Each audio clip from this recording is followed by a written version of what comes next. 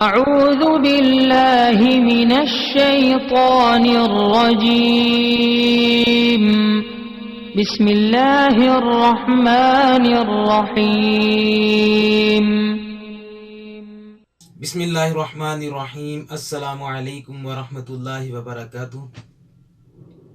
جیسا کہ آپ سب جانتے ہیں، میرا نام ہے حکیم حافظ محمد امین، اور آج میں آپ کی خدمت میں ایک مرتبہ پھر حاضر ہوا ہوں.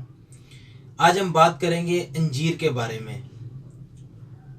انجیر اللہ پاک کی طرف سے ایک بہت بڑا ہمارے لیے ایک تحفہ ہے، تو ہمیں اس کا بہت استعمال کرنا چاہیے. یہ جسمانی اندرونی اعضاء کے لیے اور بیرونی اعضاء کے لیے بھی یہ بہت مفید ہے. انسان کے چہرے پہ جھریاں پڑ جاتی ہیں، یہ نشانات پڑ جاتے ہیں، تو اس کے لیے بھی یہ بہت فائدہ مند ہے. جو انسان اس کا کثرت سے استعمال کرتا ہے اس کے چہرے پہ جھریاں نہیں پڑتی، چہرہ شاداب رہتا ہے. اور بہت سارے حکما فرماتے ہیں کہ یہ انجیر کو رات کو بھگو کے رکھ دیں پانی کے گلاس کے اندر، صبح اٹھ کے اس کو نکال کے استعمال کریں، ذرا نرم ہو جاتی ہے. بعض حکما کہتے ہیں ایسا استعمال کریں کہ ایک حکیم صاحب ہیں ہمارے بہت جاننے والے، وہ کہتے ہوتے ہیں کہ ایسا کریں آپ انجیر کے جو ہے نا 4 ٹکڑے کر کے کسی شیشے کے جار میں ڈال لیں، اس کے اوپر آپ زیتون کا تیل ڈال کر رکھ دیں، صبح ناشتے کے ٹائم جو ہے نا آپ تھوڑا سا 2-3 چمچ استعمال کر لیں. تو وہ اللہ پاک کی قرآن کریم کے اندر آیات جو اللہ پاک نے نازل کی ہیں وہ دونوں عمل جو ہے نا پورے ہو جائیں گے. والتین والزیتون دونوں عمل جو ہیں وہ پورے ہو جائیں گے اور وہ بہت فائدہ دے گی.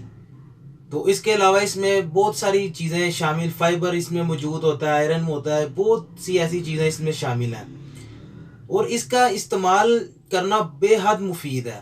اور یہ بھی ہے نا کہ ایک اللہ پاک کا یہ تحفہ ہے، اس کو آپ استعمال کریں. اس کے استعمال سے چہرہ بھی سرسبز و شاداب رہے گا اور جسمانی قوت بھی برقرار رہے گی، اور جسم میں جو علامات ہوتی ہیں قبض کی، کچھ اس طرح کی، کچھ جسم کا بوجھل ہونا، سستی، تھکاوٹ، یہ اس چیز کو بھی دور کرتی ہے. اس کا کثرت سے استعمال کر سکتے ہیں. اور ابھی دیکھیں نا، یہ اللہ پاک کا ایک تحفہ ہے، ہم اس کو استعمال کریں گے تو اس سے زیادہ فائدے ہوں گے. کچھ لوگ آپ نے ایسے دیکھے ہوں گے جو استعمال کرتے ہیں یہ گٹکا، یہ پان سپاری، ان کی چہرہ ان کی رنگت کس طرح کی ہوتی ہے. اور جو اس طرح کا پھل اللہ پاک کی نعمت جو عطا کی ہوئی ہے وہ استعمال کریں گے ان کو بہت سارا فائدہ ہوگا. ٹھیک ہے، اسی کے ساتھ ہمیں دیجیے اجازت.